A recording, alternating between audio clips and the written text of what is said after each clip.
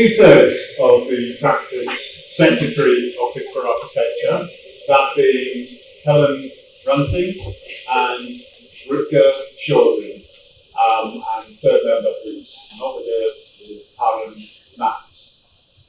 So this afternoon, Helen and Rutger are going to give a lecture called The Composite Beast, Architecture in Aggregate.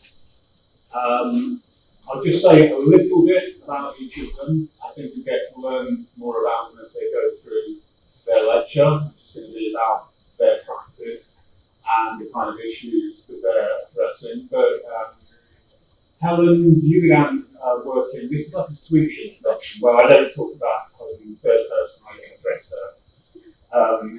This is how I was introduced when I was in student. So but you studied urban planning, so it sounds like, yeah, you have to confirm that. Yes, you studied urban planning, and then you did your PhD, which was more kind of theory-oriented, at KTH in Stockholm, and Rutger is trained as an architect and now teaches at KTH in Stockholm as well.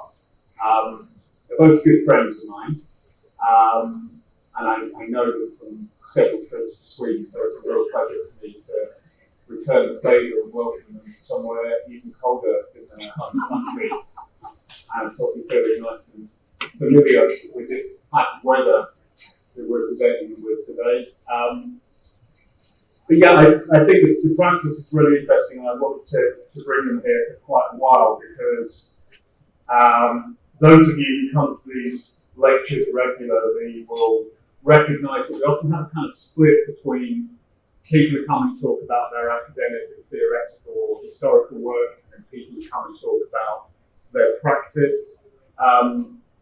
Secretary are genuinely a practice who are equally interested in both of those things, but more than that, we're interested in the relationship between them. So I think there's a kind of critical reflection on what it means to practice architecture, the type of media that architecture works with now, and also with some of your more kind of experimental work. That is also a kind of medium through which to explore and reflect on things outside of architecture that architecture might have something to say about. So please welcome Helen and Rutger.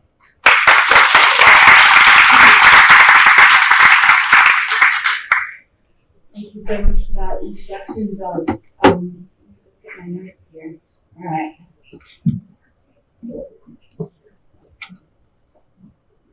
So it's a real pleasure to be here today. Thank you so much to the students we already met over the lunch. It seems like a space and a school where there are a lot of really interesting discussions running parallel. And I think that like our practice is also based on, discussing really between the three of us in material form, but also through words and also through texts, what architecture can be today, how far we can push it, in which directions, what research, theory, design, media, planning, books, furniture, housing projects, interiors, what they might do in combination with each other. And so I feel like this is the right place for us to show some work and also discuss with you guys. I'm looking forward to some questions afterwards. The plan for the lecture is we're going to speak for about 45 minutes. I'm going to give a short intro. We're going to go through a bracket of 3 different concepts, show some work that we've been doing, and then try to pull it all together.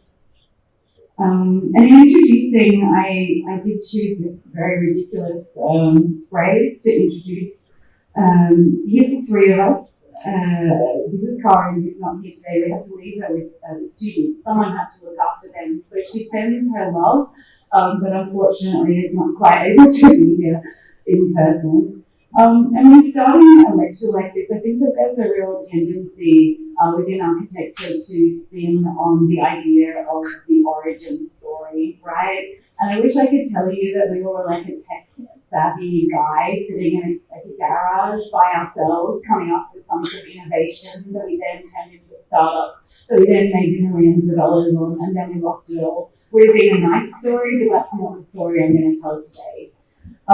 So this is not a chronological story of practice. This is about trying to situate what we do in relationship to the here and now, to the contemporary moment.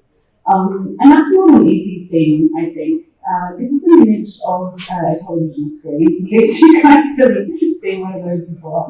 But also this phenomenon of white noise, which in Swedish is called Mondernities, or the war of the ants, which I think is a great kind of description of what's going on there. And as a generation, we're all born in the early 80s, the three of us, and we grew up with MTV, we grew up with a lot of kind of heavily bombarded by different kinds of media, but not the social media that we see today. And so for us, there was always this sensation that behind the images, there was always this chaos that was about to kind of descend on us in this white noise. And that chaos is something that we've been trying to pick apart through our practice. And we've been interested in the idea of architecture as a way of understanding the contemporary moment.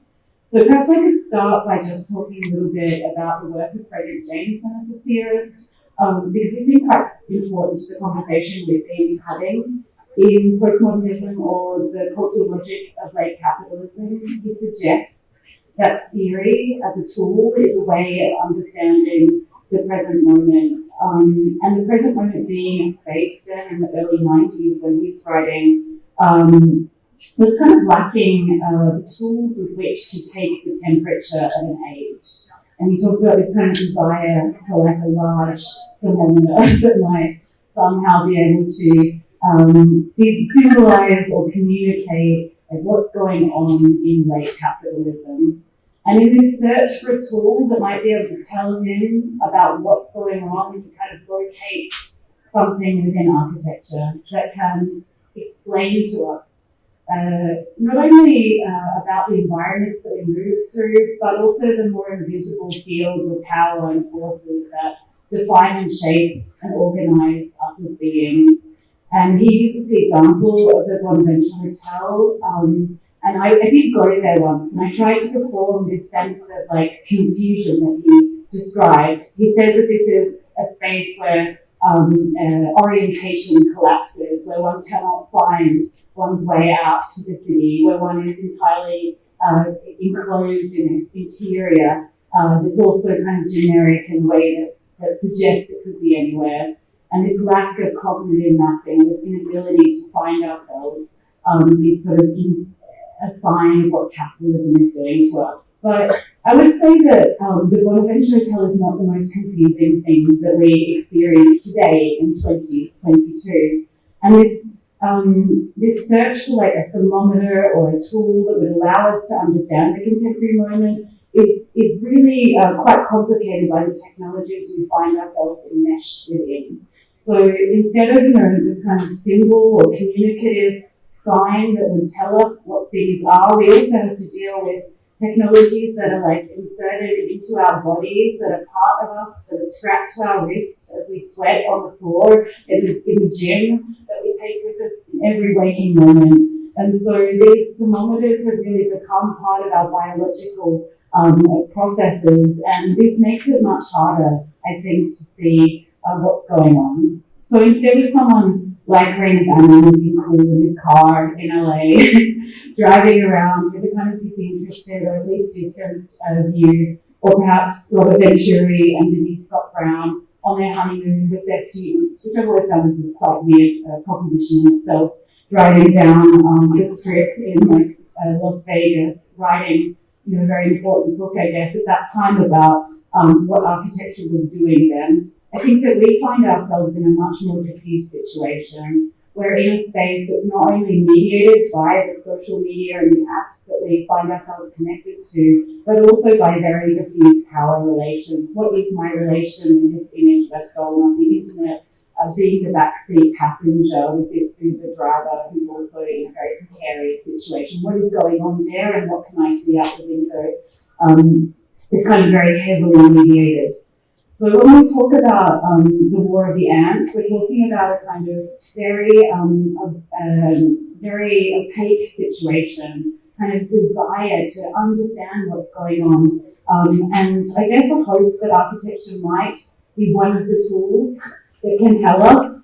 And for us as a practice, it's not being about looking at architecture as much as doing it. And what can it tell us about the now as we do it, as we mess up doing it, as we make mistakes doing it, as we go back to the start again and then do it again.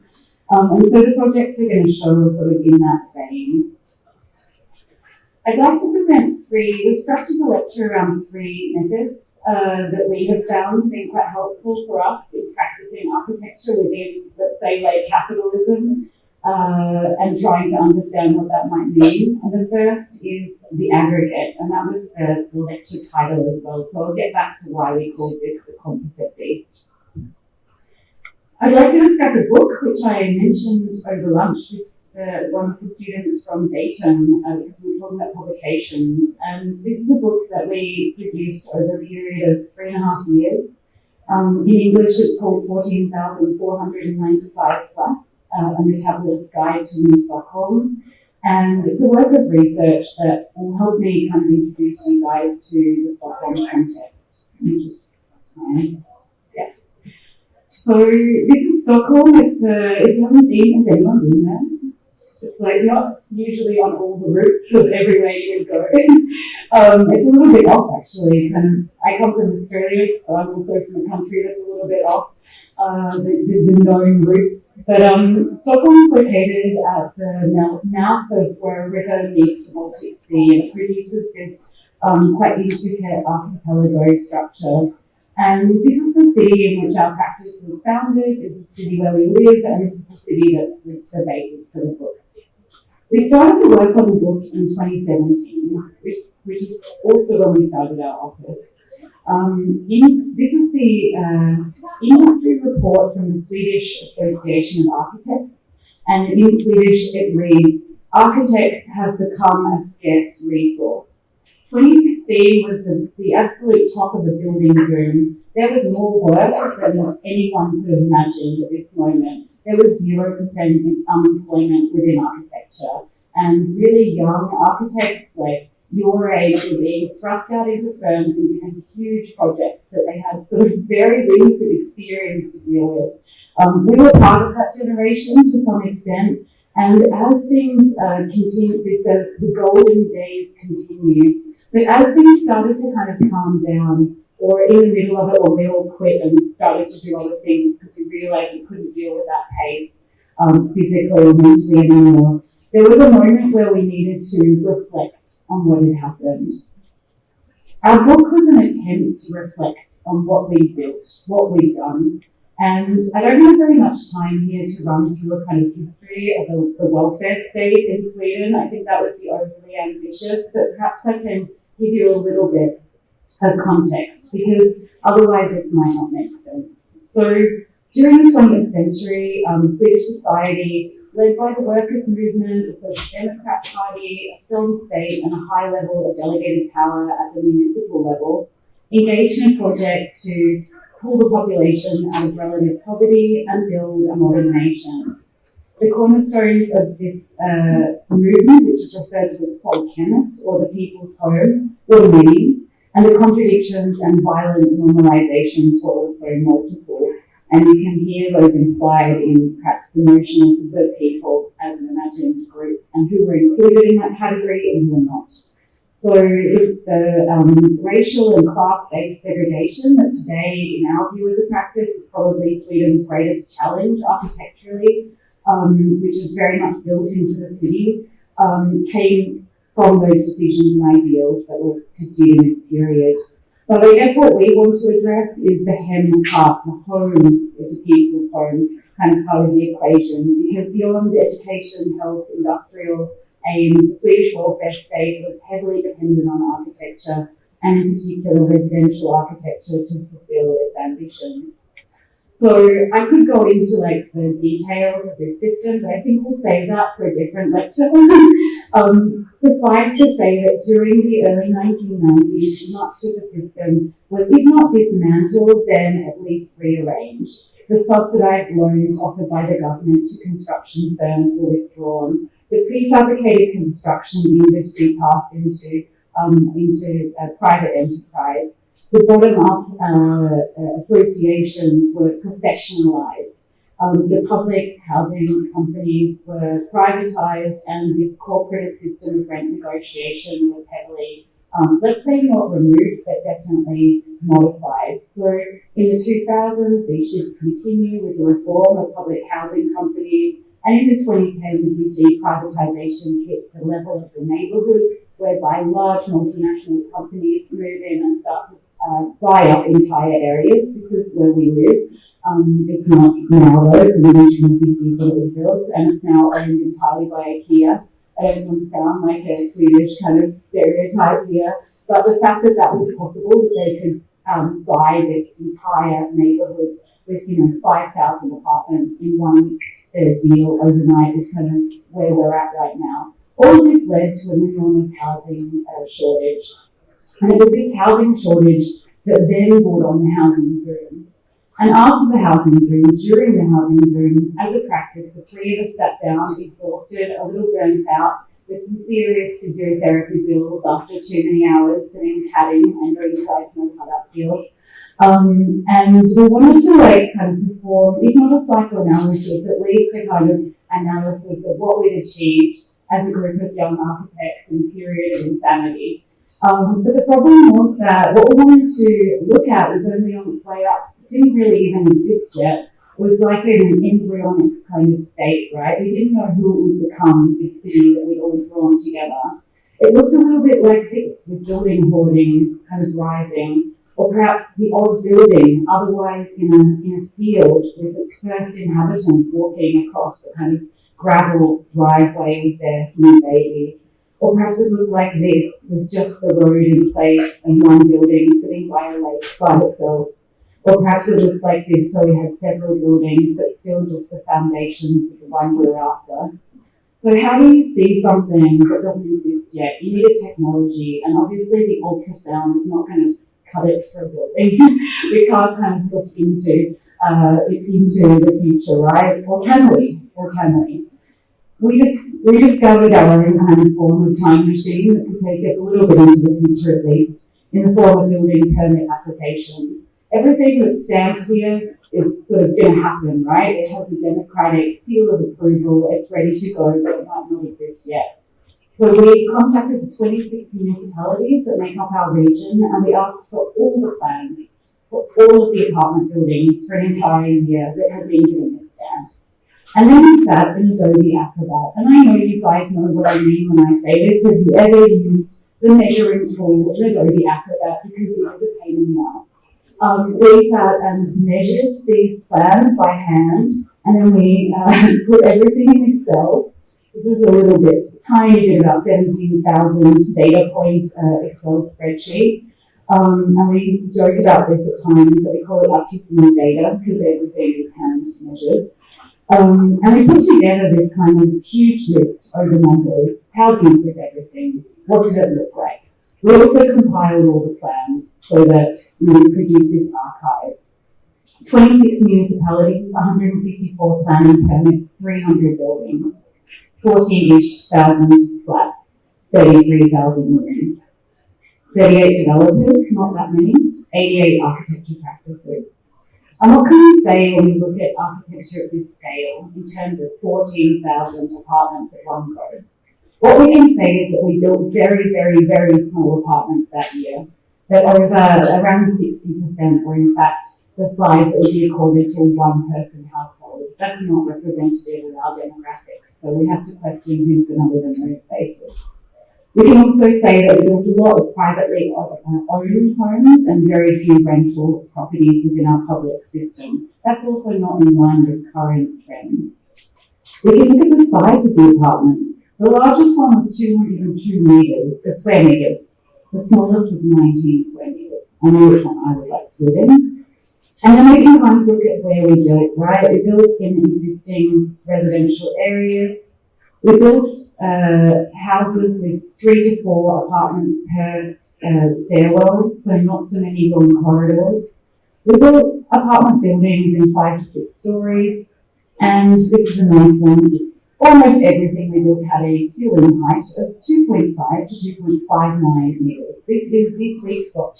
Apparently, this is how we like to live in Sweden, or at least the sweet spot for the developers, where they make enough money but also conform to the regulations.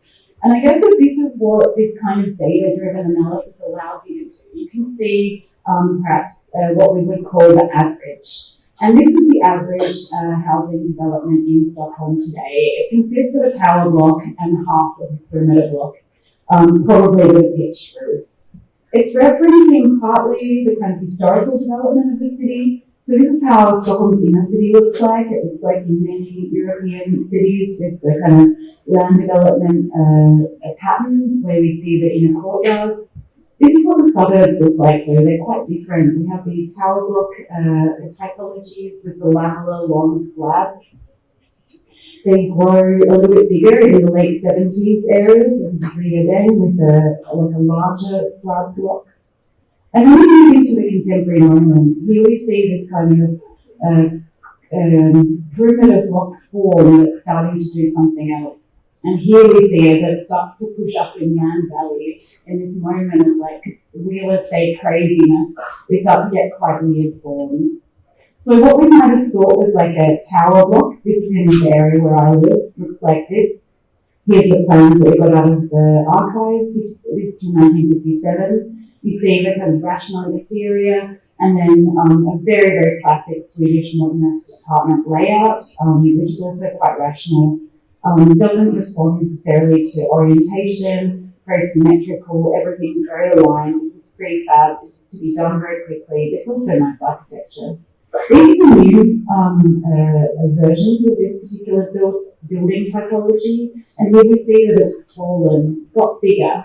We see there's more apartments per stairwell. We see that certain parts of the facade are being pushed out to make a little bit of extra room. Balconies are being put in because they can be sold. They increase the value of the apartments. But maybe it's most interesting when we look at these two buildings, the one on the left and the right, in elevation, and we realise that these two buildings are also behaving quite differently. The one on the right is sort of pretending to be like a suburban home, right? And the one on the left is pretending to be a small chunk of city. So our modernist typology is suddenly in a state of change. We understand that the city is not a static object, but rather something that's undergoing a kind of radical recategorization. We also see this in terms of other typologies. These long ones, the slab blocks, we could do the same exercise. Elevation and plan in the 1950s version. And then when we move into the 2000s, we see this much longer, perhaps even this much longer version where we have more apartments per stairwell. We have this much more irregular outer volume. We see additions of price increasing amenities being tacked onto the outside. And we also see in elevation the attempt to kind of produce something that might look a little bit like a city.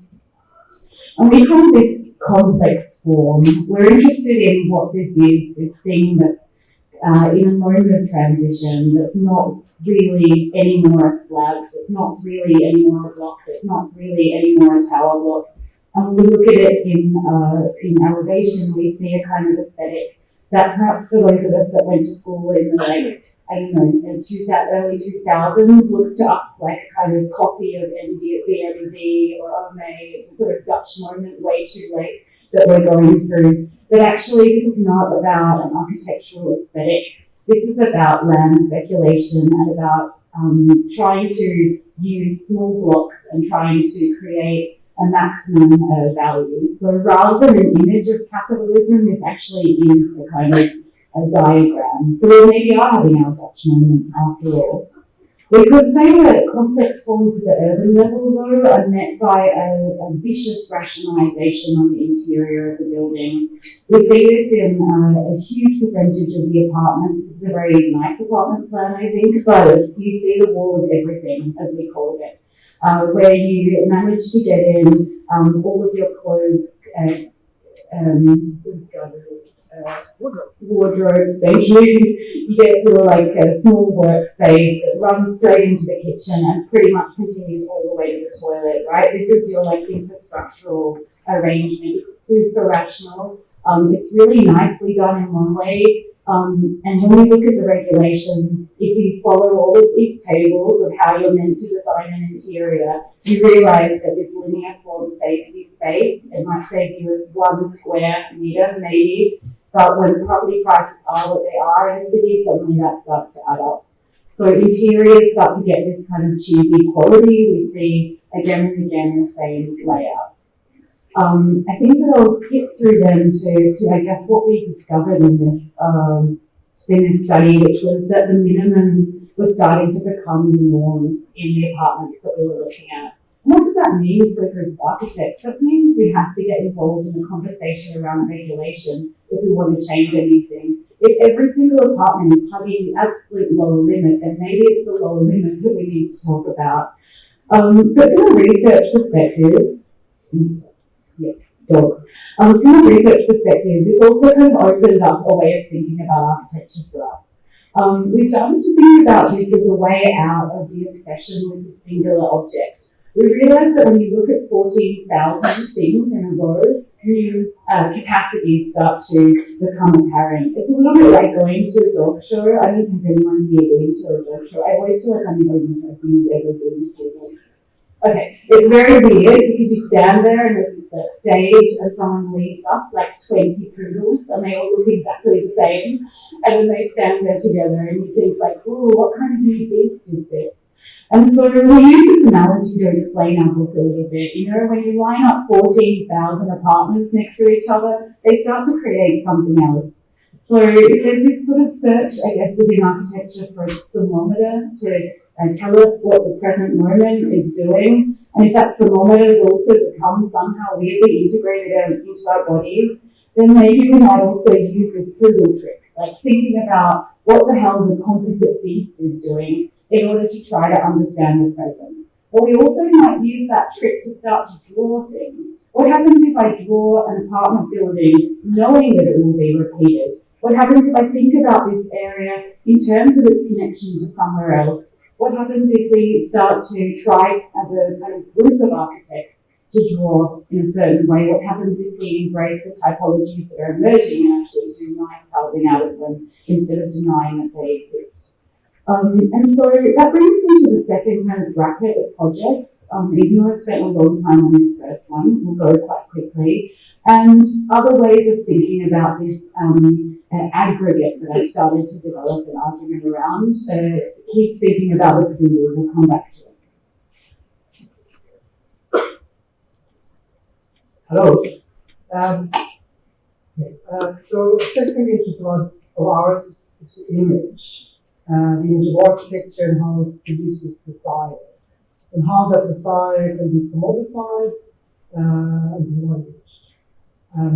This is an example we usually show that we talk about that process. This is a construction plan in an area just at the edge of the inner city in Stockholm. It's kind of a middle upper class area, but at the time of this, so maybe 10 years ago, considered very unpaved. At the site in this area called Rutger Sjögrim was a black flag.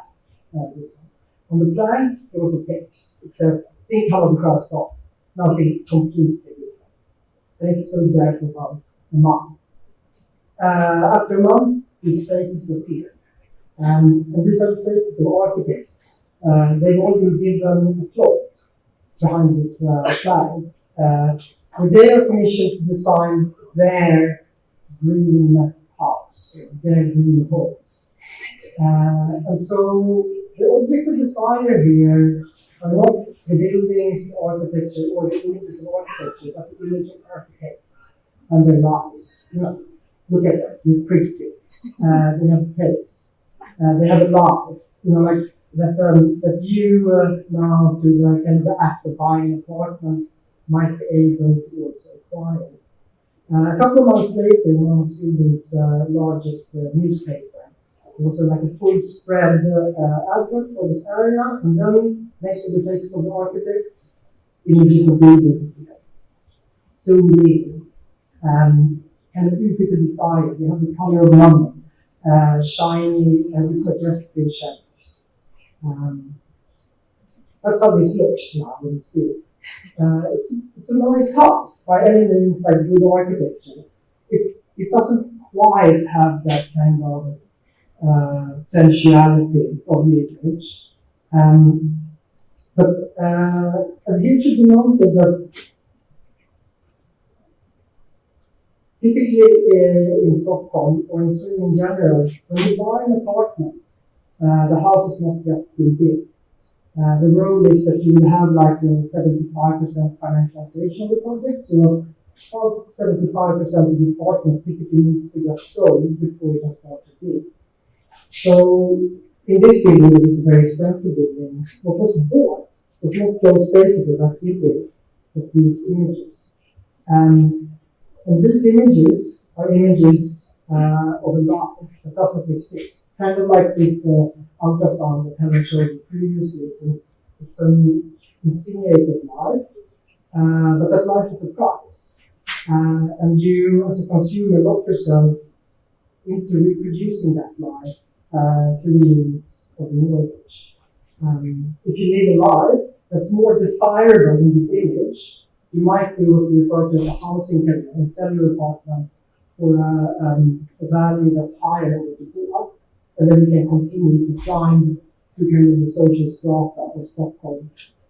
If you live a life that's less desirable, imagine if everybody in this meeting started to, do drugs and shipping is terrible, that would produce a bad name for the area, and the reason the values would drop. Like it's an extreme example, but there's a kind of a strong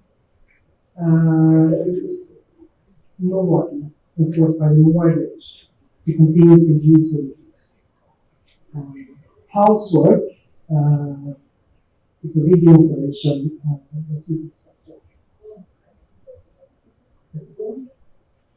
Yes, there we go. That we did was commissioned by the Architecture Museum at the Architects in Stockholm for an exhibition called Non-Form about non-critical design in architecture, fashion. And it documents the labor process of turning an environment into an image. Using 4 sites in Stockholm, we were interested in sort of speculating on one hand, there's this kind of process of taking something that's now a material object kind of left over after this process of kind of mortgaging or through image selling, and brushing it back into sort of a state of imageness. But also thinking of that process itself as a kind of a form of care, like a benevolent act, sometimes a little bit cheeky or ironic, that we could subject these areas to.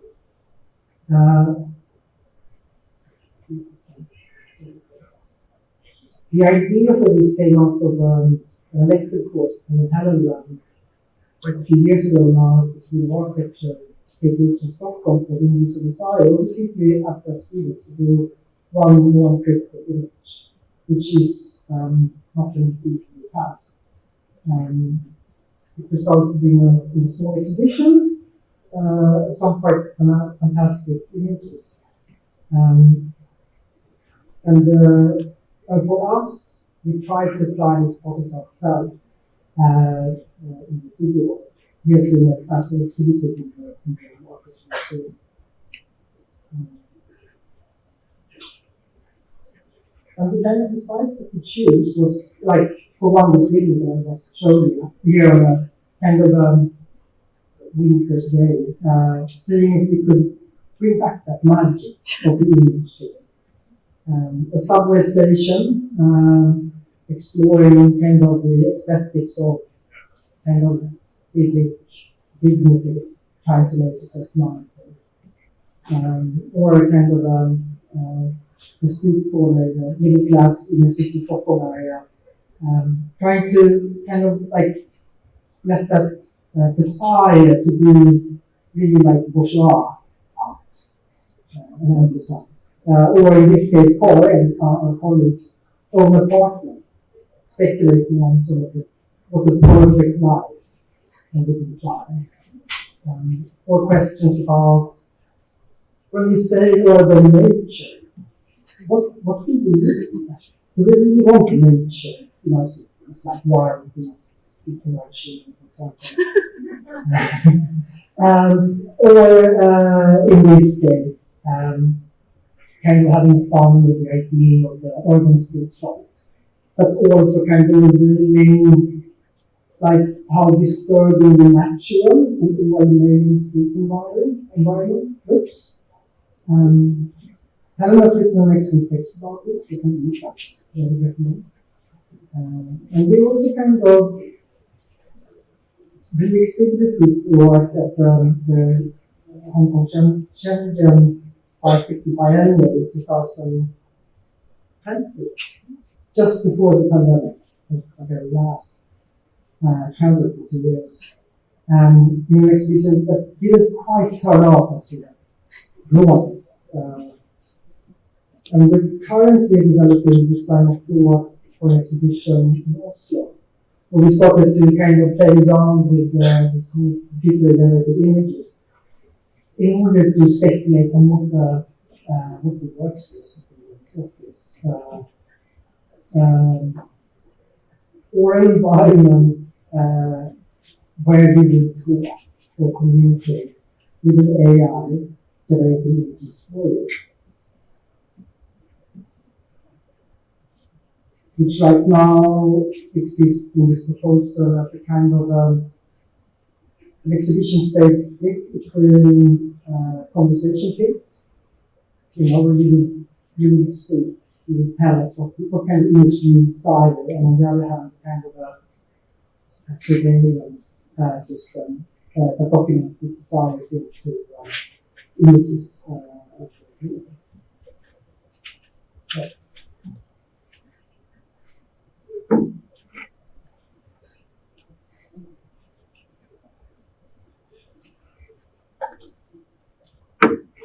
The second project that also works through images is a conceptual design for a movie called Amara.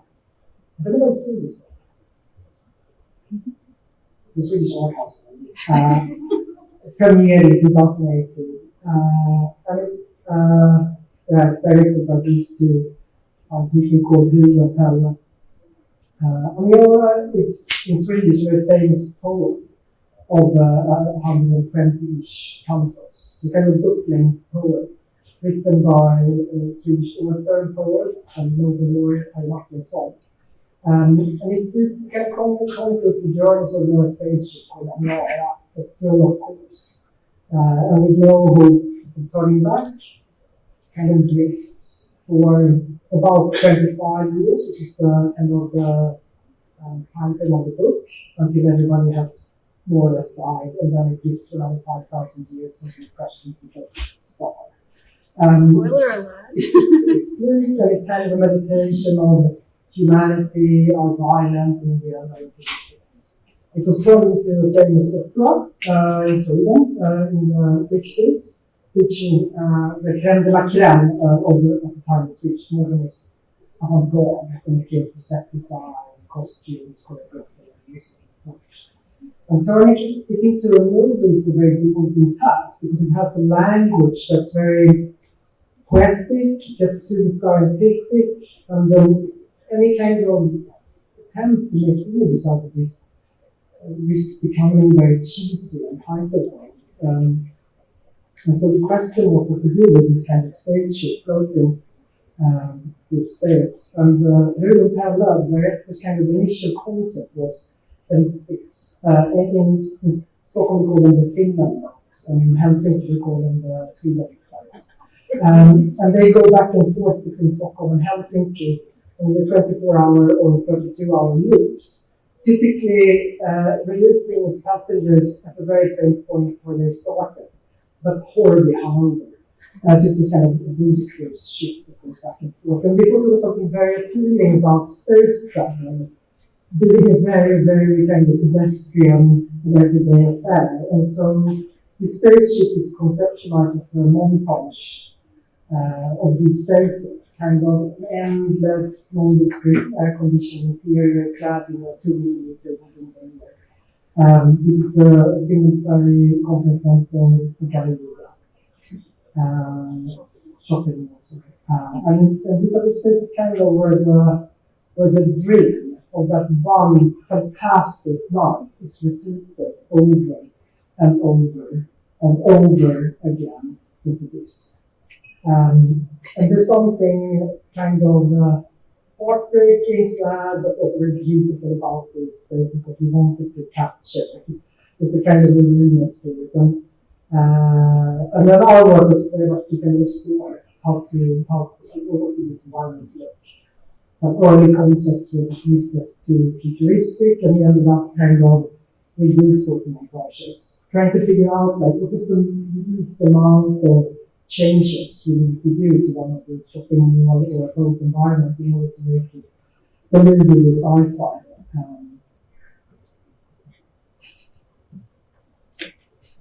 This is a site plan. It shows the storyline from the book and the movie mapped onto the solar system. So where would the ship be at a certain year kind of into the journey? If traveling by, I think it's like twice the speed of the original Voyager curve. This is a classic program layout of the ship, mapped onto rectangle. Concentrates. The idea was to produce kind of a floating slab containing a city, which also allowed the directors the freedom of kind of recompositing spaces believably as late as on the editing table without breaking the illusion of these spaces being inside the ship. This is the scene from the movie. It's a spaceship, space elevator being to be helped to these kind of doors. And so it's kind of an exploration into trying to combine the very, very banal with the very fantastic to create a sense of brilliance. And then the third thing, the lecture surface, and I will use the first of those projects, which is an installation that we did for the M Pavilion, which is a seasonal pavilion outside of the National Gallery Victoria in Melbourne, Australia.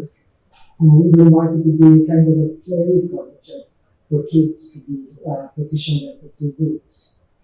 And our idea was to use these physiotherapy bands.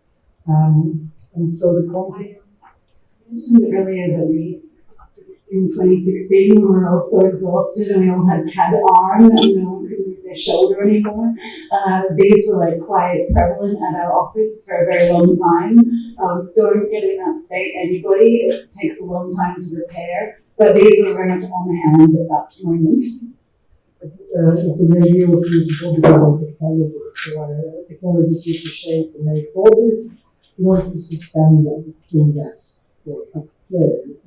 These are some early sketches that turned out to be able to big for objects, and these show you, probably just have this with a huge camera, but like smaller sketches of basically like a simple structure consisting of 3 interlocking geometries that would be able to support itself.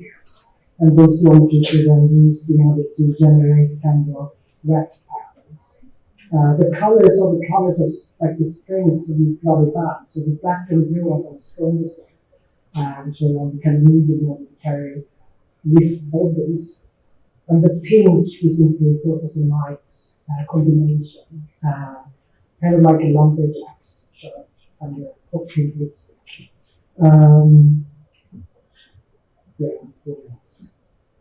Here you can see how like the circle generates like this would take the ways that meant that the bands wouldn't slide across the geometries. Some contours that Ellen, our manufacturer, used in order to cut the frame, and these show the clamping devices used to fasten the rubber bands into this. And here you can see. So, like a simple structure, but it creates this kind of vortex-like intersection of the geometries. And then, because these rubber bands don't deal well with UV light, we discovered, this being the Australian summer, we had to replace the rubber band with the car seatbelts. It does. It looks like the kind of this speaker. I guess why we show these last two is because we haven't shown these projects before. They're from this year, and they're being like tiny little tests of how can we produce the feeling of collectivity. How can we hint that we might all in fact not live in one house but live in a big house together? How can we share infrastructures? So the final project we're going to show very, very quickly is a table. It's a table for 16 people. And we had a very specific commission. We're back actually, you can see the ferry in the background that Rutger showed earlier. And also going to dog him in that when he worked at a large office, he also designed the ferry terminal that you can see on the far side, but that's another story. So we're on this site that's very, very soon going to become something else. It's going to become luxury housing, and it's going to become an area called the Royal Seaport. All of the kind of construction work, all of the production facilities that are located here, this is where we had our first office as well, will be removed, and the height of the ground will be raised in order to accommodate an entire new infrastructure for 6,500 people. This site's called Valparaiso. Every different plot is named after a harbour city in the world. And at the moment it accommodates it's a storage facility for pipes, you could say. Our commission was to produce a stage for a performance and for a dinner. And part of the performance then was a drag king who was going to feed people. That was our brief. Here you see us on site. We made this ourselves because we had a limited budget, but also because we wanted to understand the kind of tectonics and we saw this as a possibility. Actually, it's so rare when you get to leave the desk and go out and be there. So we constructed this over a period of 2 days. The design reflects what we thought we could do as 3 people plus an extra pair of hands. And during the performance, the table also functioned both as a stage from which these smoothies were then distributed to our guests who were at a very uncomfortable height, sitting with their heads kind of plugged into this device.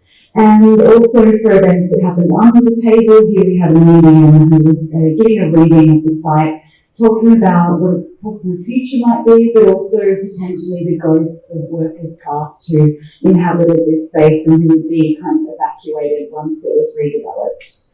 The third kind of station were these coffin-like spaces that you lay in and were administered an IV drip of kombucha whilst listening to a sound installation that was made within the pipes themselves. And although this was a really fun project to work on, it was also just an attempt to have a material conversation. What does a conversation look like if you design it? What does it look like if you start to try to plug people into an infrastructure? And in fact, how can we kind of, as architects, produce spaces to dream about a future that might be beyond what there is today? Because what was so exciting about this project and this site, I think, was the idea that 6,000 people are going to plug their bodies into this sewer system. They're going to plug their bodies into these streets. They're going to inhabit the apartments to come. And who are they? And what will that be? Was a conversation that we thought was best had lying down while staring at the sky at dusk, kind of in this very, very weird environment. So in order to kind of conclude then, and wrap up on time, because we promised it would be 45 minutes. I guess that what we've been trying to do as a practice, and we haven't shown you any of the housing that we've designed or the interiors that we've done. We wanted to talk about these art projects. We think that they're kind of fun. But they're also relatively low budget and they're also often self-initiated. And there's kind of a point in presenting that for a student audience, I think, in an educational space, because you as a group have the freedom to kind of experiment right now. You can pursue an idea to its final conclusion. You might not have the money to build an entire house by yourselves, but damn, you can draw whatever you want because you don't have a client right now. So we're kind of showing that sort of work. And in terms of what these projects or these attempts to produce an architecture in aggregate might mean from a method perspective, I guess we've been very frustrated by the world that we entered as practitioners. We feel that there is a strong impetus or push on us to reduce complexity in our work.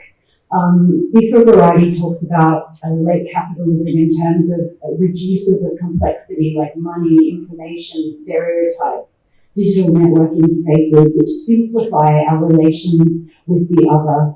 But when the other appears in flesh and blood, we cannot tolerate its presence because it hurts our sensibility. The video electronic generation does not tolerate armpit or pubic hair. One needs perfect compatibility in order to interface corporeal surfaces in connection. We need smooth generation. Nicely written theory, a little dense, right? It's translated also from Italian probably. But I think that we can all identify with this pressure to produce smooth objects that in fact don't comply or don't offer any resistance, that just goes straight into the system. We can also say that we're, while sympathetic to the Swedish modernist project, struggling with that legacy. We mentioned in opening that this was a violent and very segregating political movement that at the same time produced equality through housing. How are we to deal with those two parts of the legacy? How are we to deal with the feminist critique of modernism, of its prefabricated elements that were forced to meet and come together, that were forced to kind of produce a system where architects fed things in, panel after panel after panel, and it was these very fragile joints that held everything together. The injunction to be flexible seems very, very, very loudly shouted at us, I think, as architectural practitioners.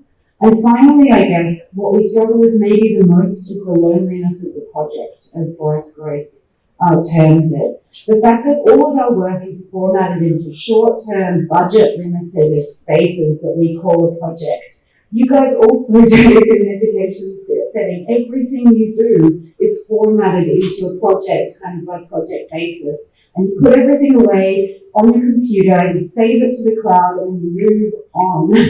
And it's kind of, we see this as a really wasteful way of producing work. It's also a very lonely way to produce work.